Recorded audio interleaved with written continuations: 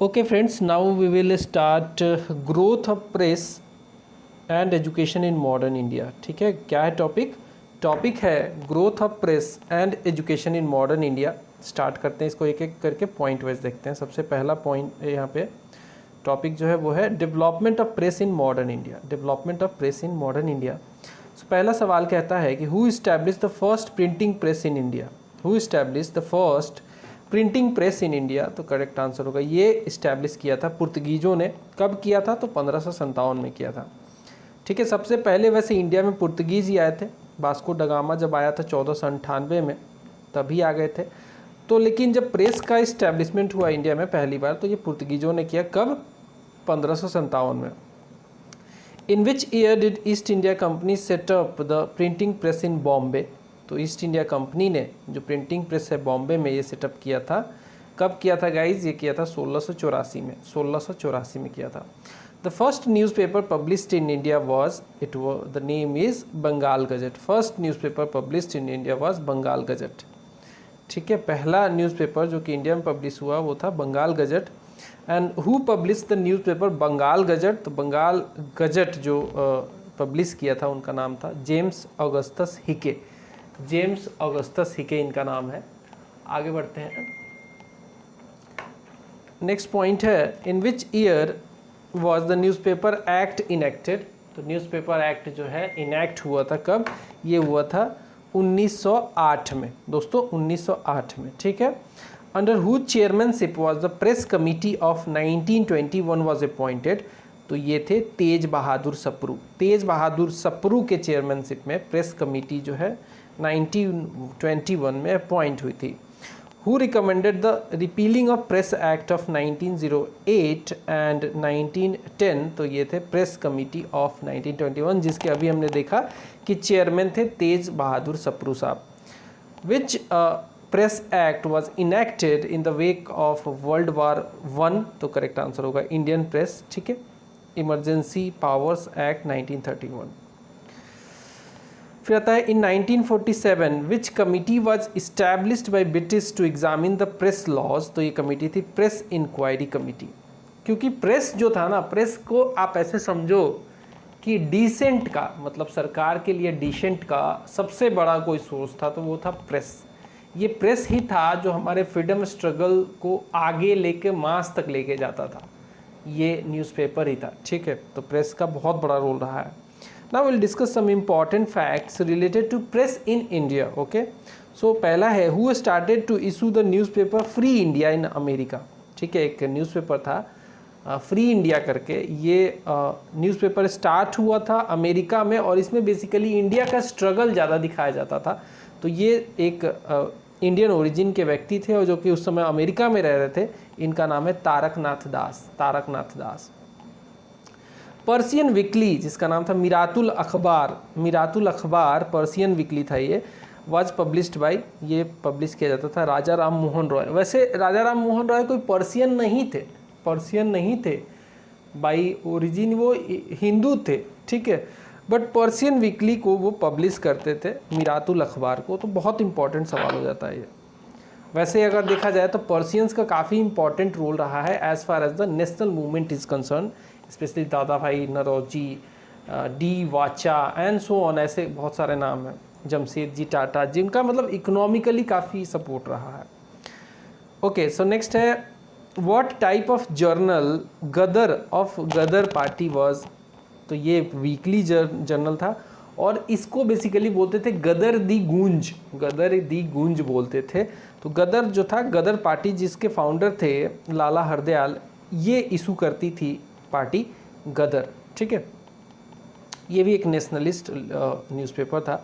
Who founded the अमृत बाजार पत्रिका। अमृत बाजार पत्रिका की कहानी कुछ ऐसी है कि अमृत बाजार पत्रिका इनिशियली जो थी ये जो रीजनल लैंग्वेज था उसमें छपती थी, बट बाद में जब इसमें प्रेस एक्ट लगा के और इसकी मशीनरी वगैरह को जब्त कर लिया गया था 1878 में लॉर्ड लिटन ने ये एक्ट लाया था कि भाई जो भी डिसेंट करेगा सरकार का, जो भी सरकार के अगेंस्ट में बोलेगा, उस पे हम लोग उसके जो प्रेस होगा उसको उसकी पूरी संपत्ति को जब्त कर लेंगे। तो ये शिशिर कुमार घोष के द्वारा ये स्टार्ट की गई थी। और इसके बाद क्या हुआ, जब जब्त कर लिया गया तो जब्त करने से पहले ही इनफैक्ट इन्होंने रातों रात इसको इंग्लिश में कन्वर्ट कर दिया था। तो कुछ कहानी इसकी ऐसी है। नेक्स्ट है, in which language the Indian Opinion paper was not publish. तो ये उर्दू में पब्लिश नहीं होता था, बाकी ये हिंदी में तो होता ही था, इंग्लिश में भी होता था, तो उर्दू में नहीं होता था। The first editor of journal Indian Opinion was Mansukh Lal Nazar. Mansukh Lal Nazar first editor थे। और ये बहुत इंपॉर्टेंट सवाल है, पूछा जाता है, तो इसलिए आपको याद रखना। देखिए आप यूपीपीएससी में ये 2014 में पूछा गया सवाल है। The first editor of journal Indian Opinion was Mansukh Lal नजार।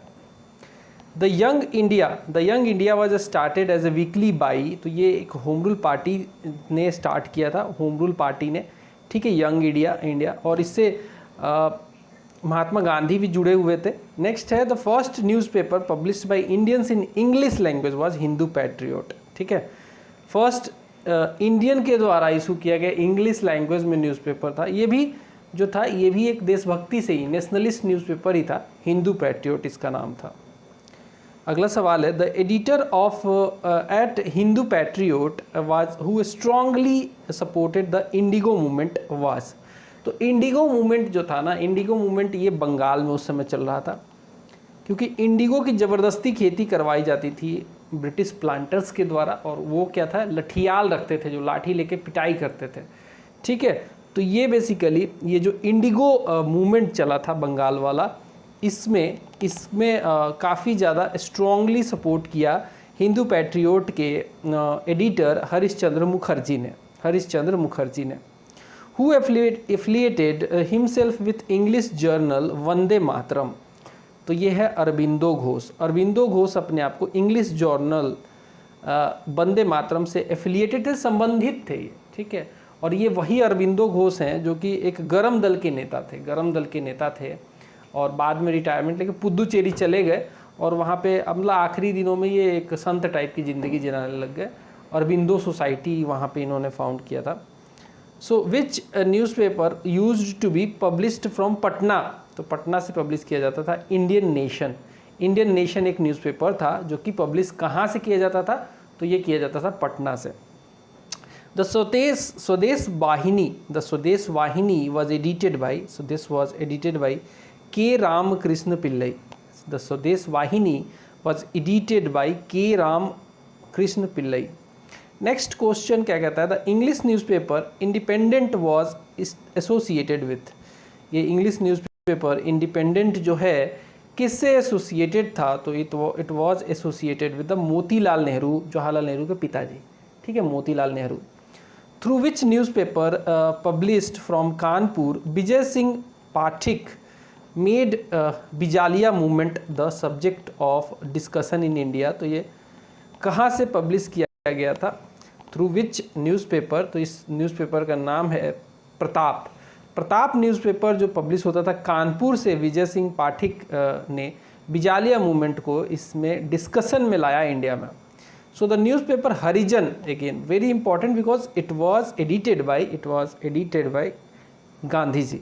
तो ये गांधी जी के नेतृत्व में ये न्यूज़पेपर बहुत इंपॉर्टेंट है। The newspaper Harijan was started by whom, edited Gandhi ji. From which city the first issue of a weekly paper Harijan started by Gandhi ji was published on 11th February 1993। तो ये पुणे से ये स्टार्ट हुआ था 1993 में।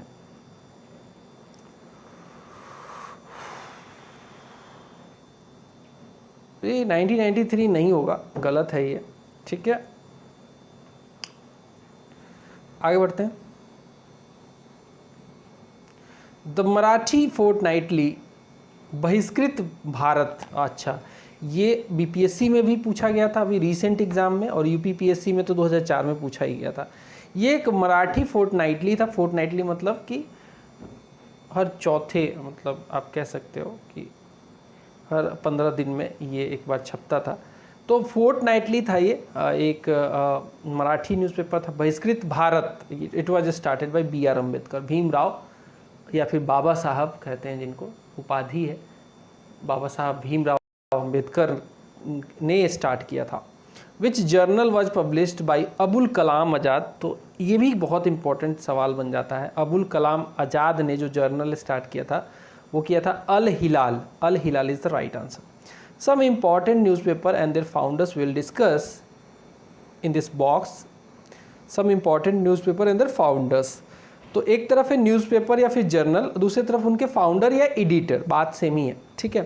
तो अमृत बाजार पत्रिका हमने देखा था कि शिशिर कुमार घोष, मैंने कहानी भी बताई थी, और मोतीलाल घोष ने इसको स्टार्ट किया था। कहानी ये थी कि 1878 में इसे बैन करने वाले थे, इसके मशीन को जब्त करने वाले थे, तब तक इन्होंने रातों रात अपनी लैंग्वेज बदल दी, अंग्रेजी में छापना शुरू कर दिया था। अल हिलाल और अल बलग, ये दोनों जो मतलब अल लगा हो तो अब्दुल कलाम आज़ाद के से जोड़ लेना, ये दोनों इन्होंने ही फाउंड किया था, यही एडिट करते थे। बंगाल गजट जेम्स अगस्टस हिके था पहला ये नेशनलिस्ट न्यूज़पेपर था।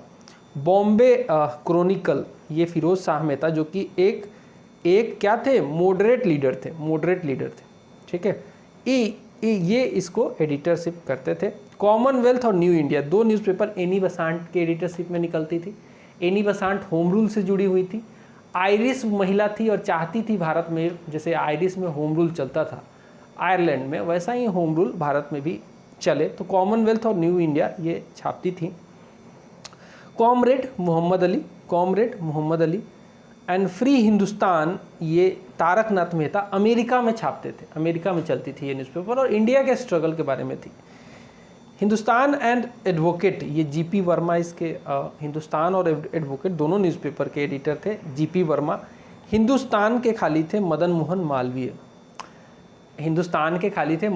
मालवीय, ये हिंदू कट्टर थे। इंडिपेंडेंट के थे मोतीलाल नेहरू। इंडियन मिरर, ये भी बार बार पूछा जाता है, इसके थे देवेंद्र नाथ टैगोर। केसरी और महारथा, केसरी जो थी ये मराठी में छपती थी और महारथा जो थी ये इंग्लिश में छपती थी। दोनों जो न्यूज़पेपर थी ये तिलक एडिटरशिप देते थे, तिलक के द्वारा छपती थी। क्रांति जो है इसका सही आंसर होगा मिराजकर और जोगलेकर घाटे। नवजीवन, यंग इंडिया और हरिजन, तीनों गांधी जी के एडिटरशिप में छपती थी ये न्यूज़पेपर। मूक नायक बी आर अम्बेडकर साहब छापते थे। पंजाबी जो था ये लाला लाजपत राय के एडिटरशिप में छपता था, न्यूज़पेपर था। रस्त गुफ्तर और वॉइस ऑफ इंडिया दोनों बहुत इंपॉर्टेंट है।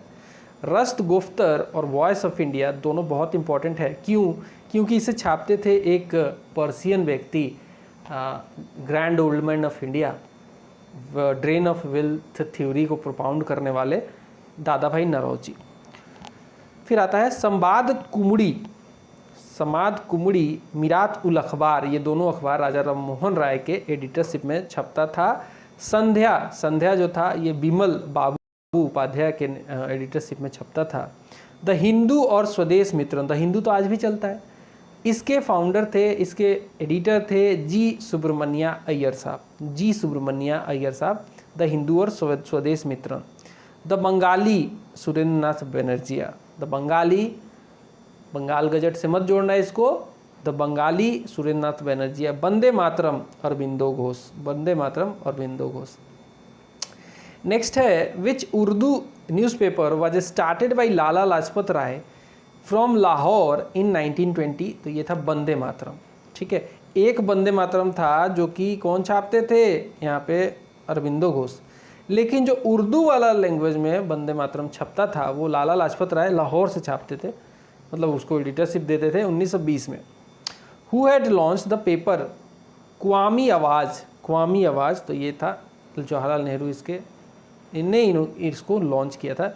द न्यूज़पेपर कॉमनवेल्थ, ये तो हम जानते हैं, कॉमनवेल्थ जो है और न्यू इंडिया ये दोनों एनी बसांट के एडिटरशिप में छपती थी। हु स्टार्टेड द न्यूज़पेपर मूक नायक, तो मूक नायक भी हमने देख लिया था पहले, बी आर अम्बेडकर साहब ने स्टार्ट किया था। अब आता है introduction of western education in India, तो काफ़ी डिबेटेड टॉपिक था। जब ब्रिटिशर्स आ गए थे, इस्टेब्लिश कर लिया था अपने आप को, ट्रेड कर रहे थे, तो ये मैटर ऑफ डिबेट उठ गया कि क्या करना चाहिए, हमें इनको कौन सी एजुकेशन के तरफ ले जाना चाहिए इंडियंस को, ब्रिटिशर्स सोच रहे थे। तो काफ़ी डिस्कशन उनमें इंटेलेक्चुअल जो थे वो सोच रहे थे, काफ़ी डिस्कशन ये चल रही थी कि इनका जो स्टडी होना चाहिए उसका लैंग्वेज जो होगा ओरिएंटल होना चाहिए कि इंग्लिश होना चाहिए, क्या होना चाहिए। तो बेसिकली ब्रिटिशर्स ये चाहते थे कि इनको इंग्लिश पढ़ाया जाए, इंग्लिश एजुकेशन टाइप का पढ़ाया जाए, ताकि इनको ना हम अपनी जैसा बना ले और इसको हम बड़ा मार्केट बना लेंगे। क्योंकि जब आप भाषा एक जैसी बोलने लगते हो तो बहुत सारा आप चेंज देखते हो सोसाइटी में। तो ये चाहते थे कि मार्केट हमारा एक्सपेंशन होगा तब जब भाषा को अपनाया जाएगा। तो इस डिबेट में फाइनली मतलब ओरिएंटलिस्ट वाला अप्रोच को छोड़ के ब्रिटिश ने इंग्लिश एजुकेशन को स्टार्ट किया था। तो where was the first madrasa set up by British in India. हालांकि ये रीजनल चीज़ों को ऐसा नहीं बिल्कुल उखाड़ फेंकने का नहीं सोचा था। तो पहला मदरसा जो है ब्रिटिशर्स के द्वारा कैलकाटा में सेटअप किया गया था। The Asiatic Society was founded by, ये सवाल स्टार मार्क क्वेश्चन है, बार बार पूछा जाता है। Asiatic Society was founded by sir William Jones. ठीक है, एशियाटिक सोसाइटी जो थी it was founded by sir William Jones and who founded first Sanskrit Mahavidyalaya at Varanasi. तो इसका सही आंसर होगा Jonathan Duncan. Jonathan Duncan is the right answer. Okay, so who was offered the membership of Royal Asiatic Society of Paris? Who was offered the membership of Royal Asiatic Society of Paris? तो correct answer होगा Michael Madhusudan Dutta. Michael Madhusudan Dutta को offer किया गया था membership of royal Asiatic society of Paris. Paris है France की राजधानी। Which English man first translated Bhagavad Gita into English? Very important question. तो ये थे चार्ल्स विल्किंस। ये बार बार पूछा गया सवाल है, आईएएस में भी पूछा गया है।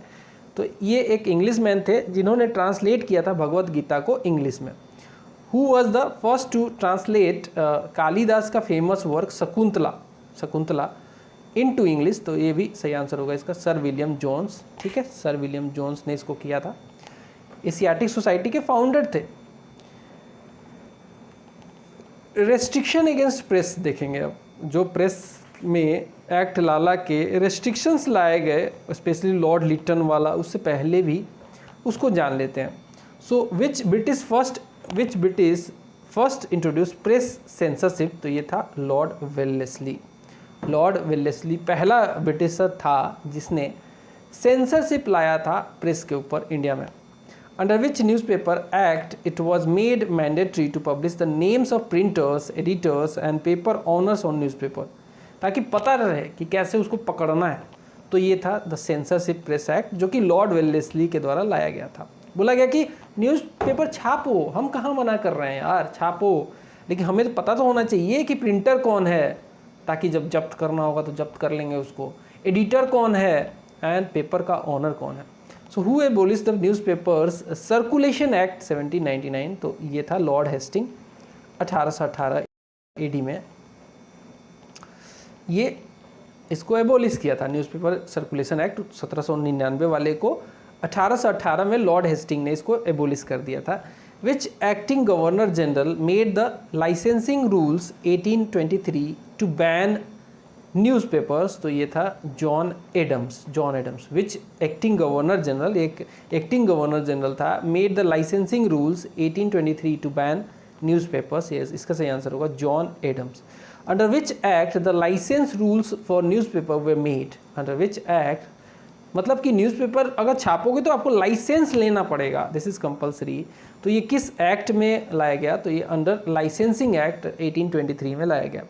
Who repealed? बाद में इसको देखा गया कि यार ये तो बेकार है और इसको रिपील्ड कर दिया लाइसेंसिंग रेगुलेशन एक्ट 1823 को सर चार्ल्स मेटकाफ ने। और ये वही सर चार्ल्स मेटकाफ हैं जो कि मतलब इसका सोच थोड़ा प्रो इंडियन था, मतलब इंडियन के तरफ से करता था बातें। और इसने ये भी बोला था कि जो ब्रिटिशर्स हैं इंग्लिश मैन को ट्रायल कर सकता है एक इंडियन जज, और इसमें बवाल हो गया ब्रिटेन के संसद में।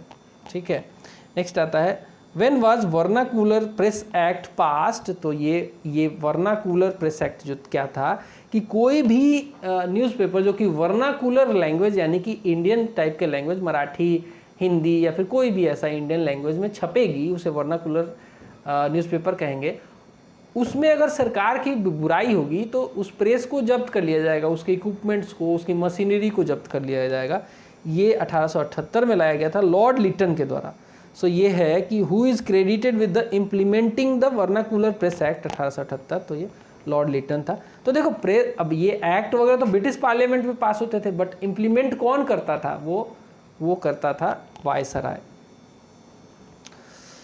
Who repealed vernacular press act of 1878, तो बेसिकली लॉर्ड लिटन ने जो भी गंध फैलाया था इंडिया में उस समय, जैसे कि वर्नाकुलर प्रेस एक्ट लाके तमाम चीज़ें, और बहुत इसने गलत सलत काम किया था, उससे इंडिया को शांति कब मिली? जब लॉर्ड रिपन आया। लॉर्ड रिपन आया तो बोलते हैं कि इंडियंस ने खुल के सांस लिया, क्योंकि ये थोड़ा सा सपोर्टिव वायसराय था, इतना तंग नहीं करता था, स्पेशली जनता को भी और प्रेस सिस्टम को भी। तो इसने रिपील भी कर दिया इसको, ठीक है, वर्नाकुलर प्रेस एक्ट को रिपील कर दिया था। 2 ही तो गवर्नर जनरल हैं, या फिर वायसराय लॉर्ड रिपन, क्योंकि इस समय वायसराय बोलने लग गया था, और governor general of India Lord William Bentinck, जिस समय इंडिया ने खुल के सांस लिया था। नेक्स्ट है, under whose rule did press censorship act got relaxation, तो करेक्ट आंसर होगा Lord Hasting. Under whose rule did the press censorship act got the relaxation, correct answer होगा इसका Lord Hasting. Which act replaced the press act of 1835, which act replaced the press act of 1835, तो correct answer होगा registration act of 1867, registration act of 1867। What was the nickname given to the vernacular press act of 1878, तो इसका nickname दिया गया था gazing act. Gazing act जो है इसका निकनेम दिया गया था। In 1883 which was the first Indian journalist to be imprisoned, तो इनका नाम है सुरेंद्र नाथ बनर्जी। पहले पत्रकारिता में काम करने वाले पहले व्यक्ति जिनको जर्नलिस्ट जिनको अरेस्ट किया गया था। ये अरेस्ट क्यों किया गया था, एक कहानी बताता हूँ। एक आइडल, ओल्ड आइडल के ऊपर एक बंगाल में केस आया, तो वहाँ का जो जज था उस समय, इंग्लिश जज था, उसने बोला कि ये इतना पुराना नहीं है, विंटेज नहीं है, ज़्यादा से ज़्यादा 100 साल पुराना होगा। इससे हिंदुओं को काफ़ी आहत फैला, इंडियन सोसाइटी को, इंडियन कल्चर को, देवी देवता को बहुत, मतलब ऐसे बोलना कि नहीं यार ये तो 100 साल से पुराना नहीं होगा, तुम लोग ऐसे ही इस केस को लेके आ गए, ये वो करके कुछ बोल दिया उसने। और ये बात इन्होंने छाप दी और उसमें काफ़ी क्रिटिसाइज़ किया उस जज को, और इसके बाद ही इनको सज़ा दे दी गई, ठीक है। तो ये पहले जर्नलिस्ट थे जिनको जेल भेजा गया। Who was the first Indian to go to jail in performance of his duty as a journalist, तो ये थे बाल गंगाधर तिलक। बाल गंगाधर तिलक जर्नलिस्ट की ड्यूटी करते हुए, ठीक है, जेल भेजा गया। ये बाल गंगाधर तिलक थे। Which newspaper was started by Lokmanya Bal Gangadhar Tilak to serve cause of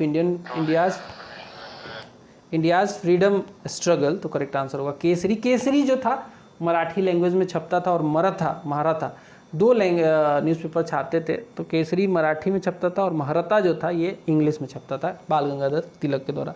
which of the popular magazines of the revolutionary period criticise Congress for various reasons, तो ये था बंगवासी, काल और केसरी। ये तीनों जो ना, केसरी में भी, क्योंकि चूंकि बाल गंगाधर तिलक एक गरम दल के नेता थे और कांग्रेस का अप्रोच उस समय मॉडरेट हुआ करता था, वो काफ़ी कॉम्प्रोमाइज़ करते थे ब्रिटिश गवर्नमेंट के साथ, तो उनका अप्रोच इनको अच्छा नहीं लगता था। बोलते थे कि ये तो बेकार ऑर्गेनाइजेशन है, कभी हमें आज़ादी नहीं दिला सकती।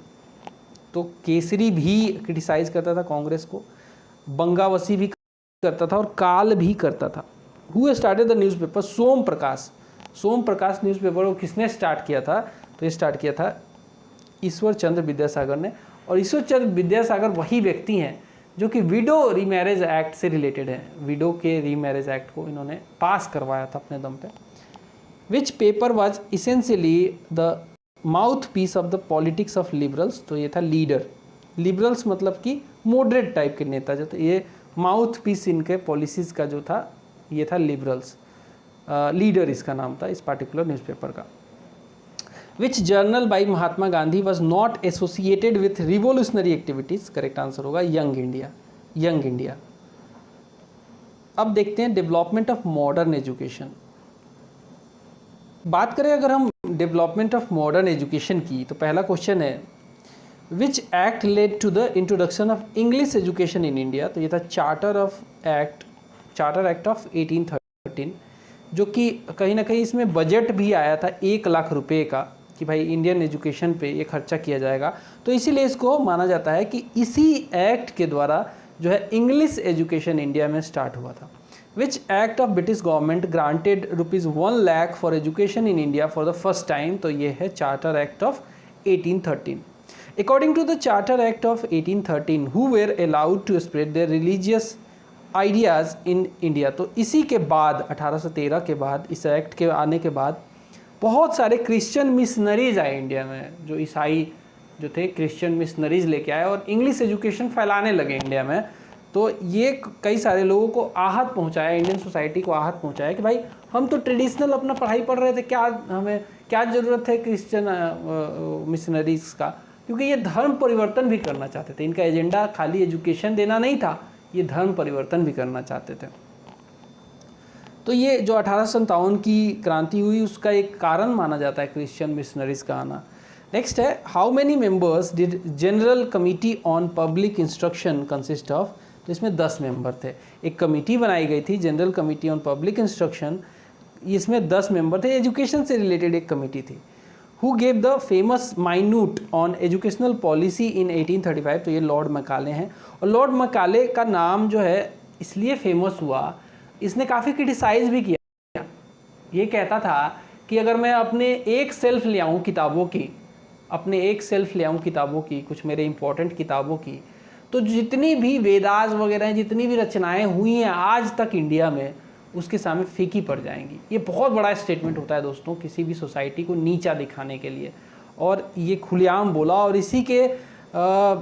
इसी के माइन्यूट पे एजुकेशनल पॉलिसी आई थी 1835 की, जिसमें इंग्लिश को तवज्जो दिया गया था। ठीक है, इंग्लिश को तवज्जो दिया गया था।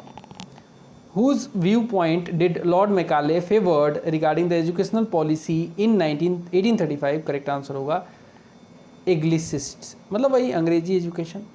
The foundation of modern educational system in India was laid by Macaulay minutes, जो था मैकाले का minutes of 1835। Lord Macaulay was related to English education, अभी हमने डिस्कस भी किया था। In whose reign was English education introduced in India. तो ये लॉर्ड विलियम बेंटिक थे उस समय।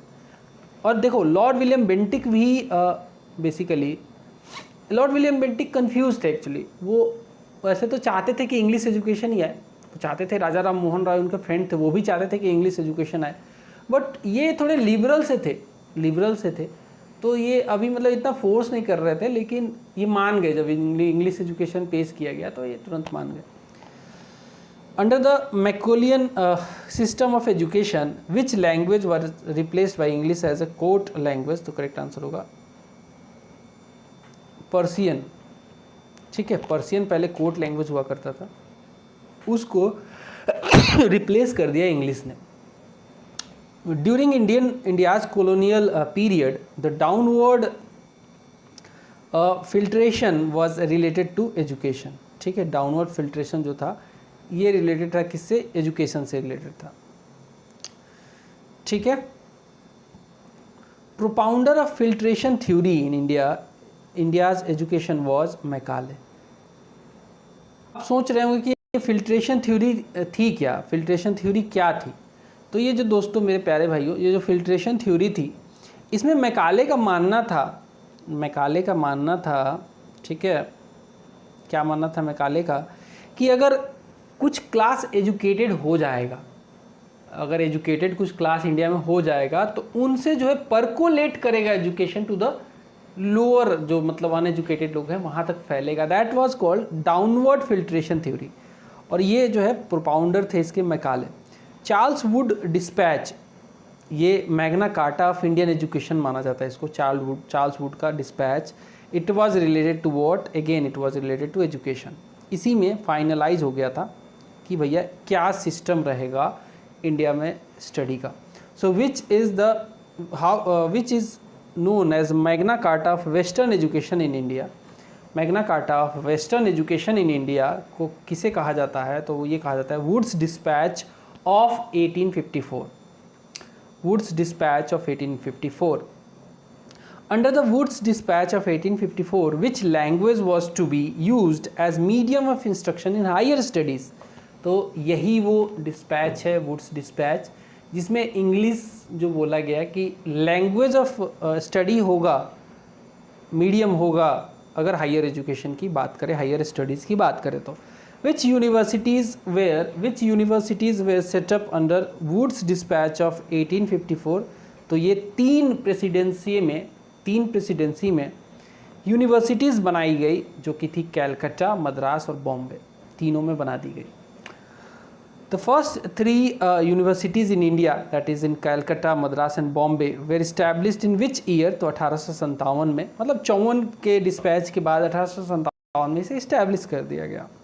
Where were agricultural engineering college set up under the Wood's Dispatch of 1854? तो ये पूसा जो कि मुजफ्फरपुर के पास पड़ता है और रुड़की में ये बनाया गया था.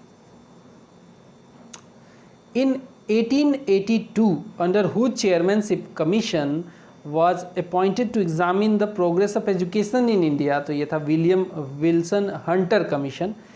1882 में इसी व्यक्ति के चेयरमैनशिप के अंडर एक कमीशन तैयार किया गया कि भाई जो वुड्स डिस्पैच हमने लाया, इतनी डेवलपमेंट हुई, उस चीज़ का प्रोग्रेस क्या है इंडिया में, क्या कर रहा है वो सिस्टम, तो उसको जांचने के लिए विलियम विल्सन हंटर का एक कमीशन 1882 में बनाया गया था. So in the Hunter Commission report, a special emphasis was laid on the development of which education? तो ये वही हंटर कमीशन है जिसने बोला कि प्राइमरी एजुकेशन पे ज़्यादा फोकस करो, हायर एजुकेशन पे नहीं. और इसके अगेंस्ट में मॉडरेटों को काफ़ी बुरा लगा कि भाई क्यों नहीं, हायर एजुकेशन पे क्यों नहीं.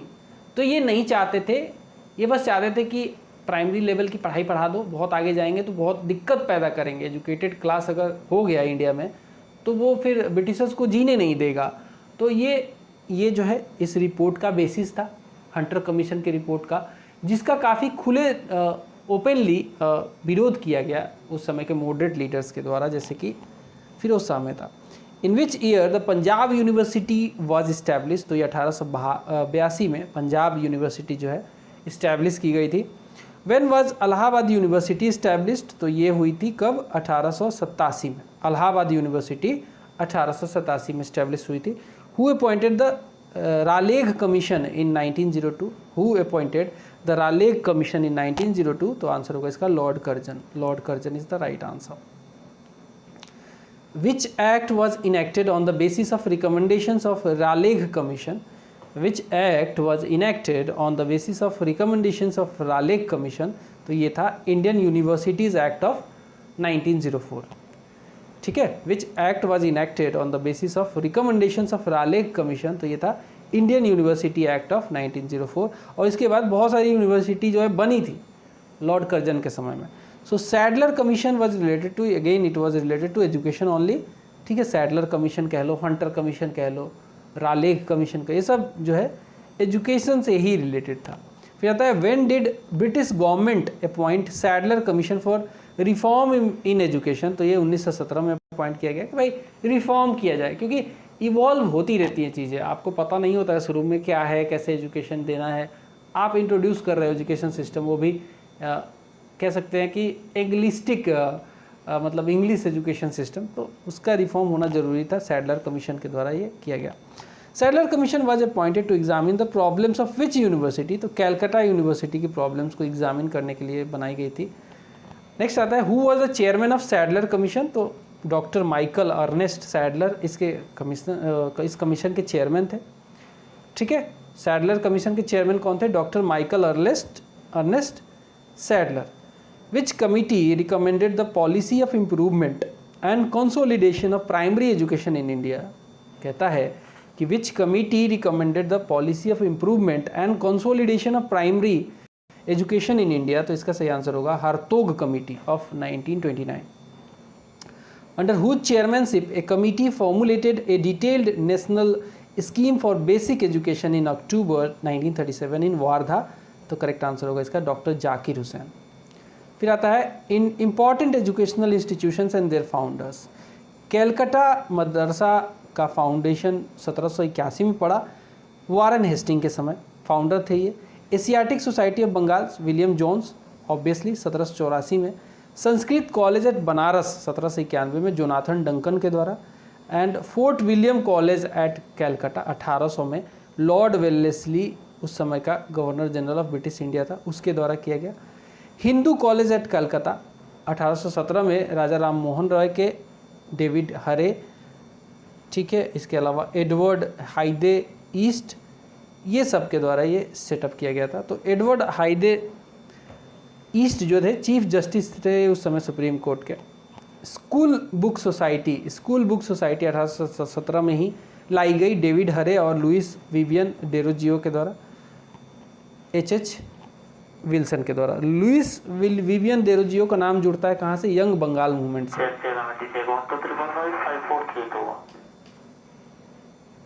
नेक्स्ट है, नेक्स्ट आता है स्कूल बुक सोसाइटी, इसको डिस्कस कर लिया हमने। स्कूल एट सूरीपारा एट कैलकाटा, इसको इस्टेब्लिश किया था, फाउंडर थे राजा राम मोहन रॉय। अगला है Anglo Hindu school Vedanta college, Raja Ram Mohan Roy 1822 में एंग्लो हिंदू स्कूल, और वेदांता कॉलेज 1825 में। फिर आता है Elphinstone college eight Bombay, Elphinstone college eight Bombay 1827 में माउंट स्टूअर्ट एल्फिंस्टन ने इसको फाउंड किया था। स्कूल एट कोलकाता 1830 में अलेक्जेंडर डफ के द्वारा इस्टेब्लिश किया गया था। बिथुने स्कूल 1849 वाला जॉन एलियट ड्रिंक वाटर बुथुने ने किया था। Mohammedan Anglo oriental college eight Aligarh, जो कि बाद में अलीगढ़ मुस्लिम यूनिवर्सिटी बन गया, इसके फाउंडर थे सर सैयद अहमद खान, 1875 में फाउंड किया था। ये सवाल पूछा जाता है बार बार। फिर आता है दयानंद एंग्लो वैदिक, जो डीएवी स्कूल में पढ़े होंगे ना आप, डीएवी स्कूल में बहुत लोग पढ़े होंगे।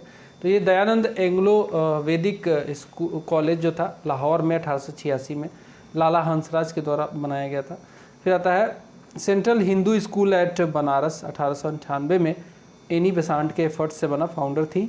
बनारस हिंदू यूनिवर्सिटी 1916 में मदन मोहन मालवीय के द्वारा फाउंड किया गया। वर्धा स्कीम 1937 में आया गांधी जी के द्वारा। फिर कुछ और सवाल देख लेते हैं। In 1948 under whose chairmanship a committee was appointed to examine the status of university education, तो ये थे डॉक्टर राधाकृष्णन, ठीक है, doctor Sarvepalli Radhakrishnan. In 1948 under whose chairmanship a committee was appointed to examine the status of university education, तो इसके chairman थे doctor Sarvepalli Radhakrishnan. अगला सवाल है doctor Radhakrishnan commission recommended setting up of which commission to look after university education in the country, तो correct answer होगा university grant commission और UGC. फिर अगला सवाल है who inaugurated the UGC in 1953, correct answer will be Maulana Abul Kalam Azad. Who inaugurated the UGC in 1953, correct answer will be Maulana Abul Kalam Azad. Which act of parliament give the autonomous status to UGC, autonomous status to UGC, correct answer होगा act of parliament 1956। Which education commission was popularly known as Kothari commission, correct answer होगा Indian education commission. Which education commission was popularly known as Kothari commission, correct answer होगा Indian education commission. Under whose chairmanship was Kothari education commission was set up, तो ये setup किया गया था doctor Daulat Singh Kothari के chairmanship में Kothari education commission. Which policy of 1968 stressed free compulsory and universal education up to the age of 14, तो ये था नेशनल पॉलिसी ऑफ 1968, ठीक है, नेशनल पॉलिसी ऑफ 1968। अब देखते हैं कुछ important education committees and commissions, और जो कि ब्रिटिश इंडिया के दौरान फॉर्म की गई थी, तो उसको शॉर्ट में एक टेबल में देख लेते हैं। अभी हमने डिस्कस तो कर लिया है उसे, अब एक शॉर्ट टेबल में देख लेते हैं। तो हंटर एजुकेशन कमीशन 1882-83 में इसको कॉन्स्टिट्यूट किया गया था। It was related to promotion of women's education in India. फिर था थॉमस रेलेग कमीशन 1902 में आया था। द इंडियन यूनिवर्सिटी एक्ट जो था इसी के बाद, इसी के रिकमेंडेशन पे पास हुआ in 1904 on the suggestion of this committee. Sadler committee आई थी, सैडलर कमीशन 1917 में 12 साल का स्कूलिंग का प्रोग्राम दिया इसने, प्राइमरी एजुकेशन पे ज़्यादा फोकस किया, हायर एजुकेशन पे डाउन किया इसने। फिलिप हार्टोग कमेटी आई 1929 में on vocational and industrial education के ऊपर, on vocational and industrial education के ऊपर। सार्जेंट कमेटी आई 1944 में। It was talked about providing free and compulsory education to the children between the age of 6 to 11 years of the age. Now next topic will be revolt of 1857.